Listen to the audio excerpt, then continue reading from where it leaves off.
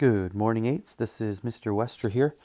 This is half-brother number 19, and just want to let you know that this is half-brother 19 is only one part this week, so that's not a mistake on my part.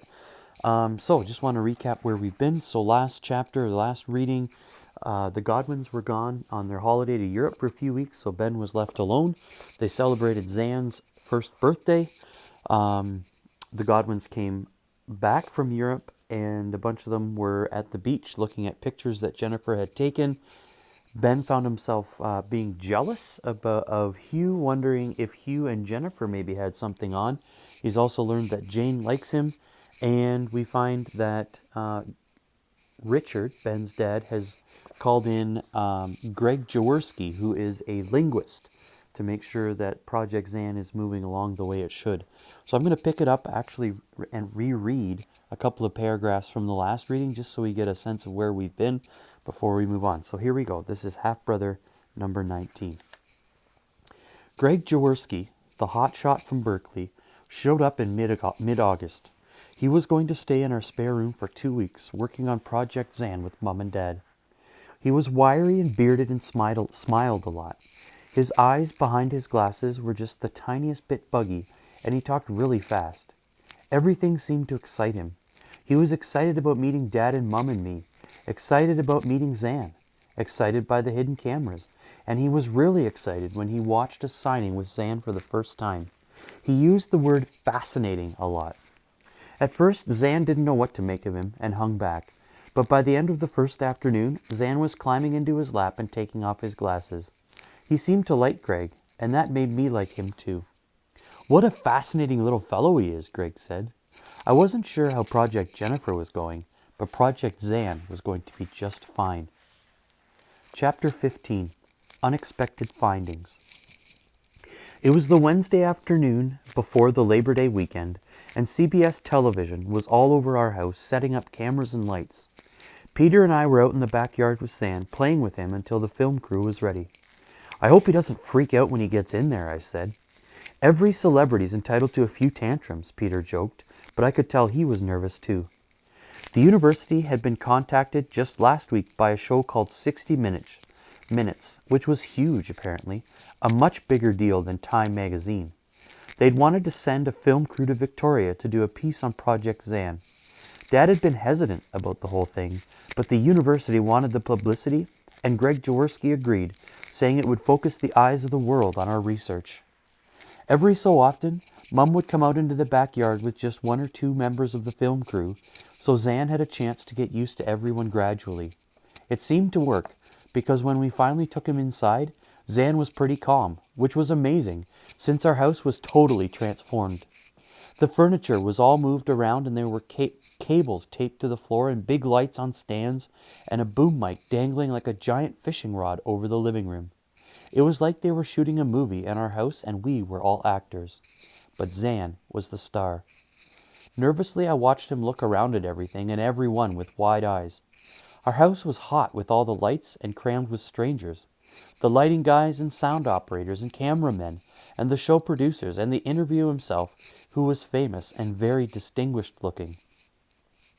I would have freaked out, but Zan was a complete charmer. Dad and Greg Jaworski had the fun box set up in the middle of the living room, and Zan promptly sat down beside it, signed, "Come play," to Peter and me. We sat down on the floor and played and signed as the cameras rolled, and then Dad and Greg took over for a while. Mum and Peter and I stayed close the whole time. I couldn't believe how well behaved Zan was. He seemed to forget all about the lights and the camera pointed at him.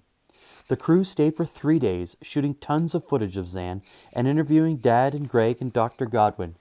It couldn't have gone better. Dad said so himself after they finally packed up and left. 2 days later, Greg left too. He was going back to California with boxes of logbooks and videotape of Zan to review. He seemed genuinely fond of Zan, and even more excited by the project than when he'd arrived 2 weeks ago. I wasn't surprised. It had been a full year since we'd started teaching Zan ASL. He used about 45 signs reliably. Sometimes he combined 2 signs. He signed to his toys when he played with them. I'd even seen him sign to the birds in the backyard. Once I caught him sneaking into the kitchen and heading for the fridge, signing drink to himself when he thought no one was watching. What's more, he was learning faster than ever. All during August, he'd learned 2 new signs every week. Mine, come, good, there, hurt, dirty. It was almost impossible to believe, watching the new words formed by his swift hands. It was like they'd always been ready, eagerly waiting for us to give them a voice.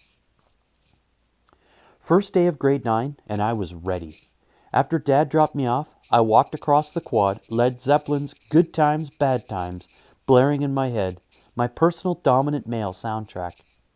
Project Jennifer had definitely lost ground over the summer. It wasn't surprising, since she'd been away for most of it. But there was certainly no progress in August. After the beach, we went out a couple of times in a big group, once to a movie, once just to hang out on Beacon Hill Park. She was perfectly nice to me, but she always seemed kind of distracted, and there'd been no more kissing. I was ready to get things back on track. I'd been doing research. Last week, I'd taken my logbook down to the library and checked out the women's magazines, like Vogue and Cosmopolitan. I slipped them inside Popular Mechanics so no one would see.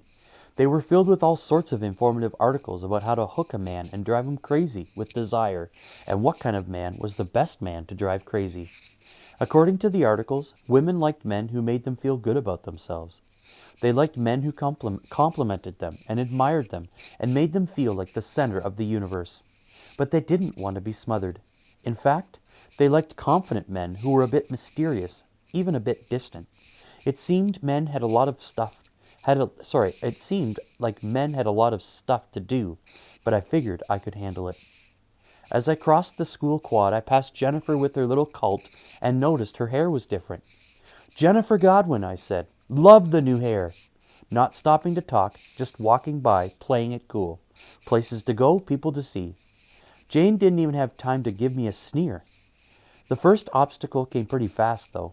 It turned out Jennifer and I weren't in the same homeroom anymore. In fact, we were only in one class together, history. When I came into the room, she was already there and waved at me like she wanted me to come sit beside her. I casually lifted a hand, ambled over, and sat between her and Selena Grove. I made sure to start talking to Selena, who'd been to Toronto over the summer holidays. A bit mysterious, a bit distant. During the day, I kept an eye on Hugh, trying to figure out if he liked Jennifer too. And did Jennifer like him? It was hard to tell. Mostly Hugh seemed to ignore her. I wondered if Hugh had read the same magazines as me. I wasn't intending to ignore her. I'd still talk to her and joke with her, but I just wouldn't smother her. It would take discipline, but a good scientist didn't deviate from his methodology. Friday afternoon, at the end of the second week of school, I was talking with David at my locker, cramming stuff into my knapsack. "So what are you up to this weekend?" I asked. By you, I meant him and Jennifer, and I was hoping they had something planned and would invite me along. He shrugged. "Nothing much." "Want to do something?" I said. "Yeah, maybe." He didn't seem terribly enthusiastic. "I'll call you later." A whole bunch of stuff tumbled out of my locker onto the floor. At the top of the pile was my Project Jennifer logbook. I had no idea how it got there. I always kept it at home. Always. Somehow it must have gotten stuck inside one of my school books. And there it was, face up on the floor. Project Jennifer in big, bold letters. I looked at David. He was staring down at it. I bent to snatch it up, but he grabbed it first. "David," I said. I tried to swipe it out of his hand, but he turned his back on me, laughing, and flipped it open. "Man," he said, "this thing is full." Again I tried to snatch it back, but he shoulder-checked me and kept looking. I was terrified he'd find something really embarrassing, and suddenly felt a flare of my old anger. I grabbed him by the shoulders and shoved him hard against the locker. His eyes narrowed. "Take it easy, Tarzan," he said, tossing the logbook at me. "As if I care about your stupid little diary." I glanced around the hallway. Had anyone seen this?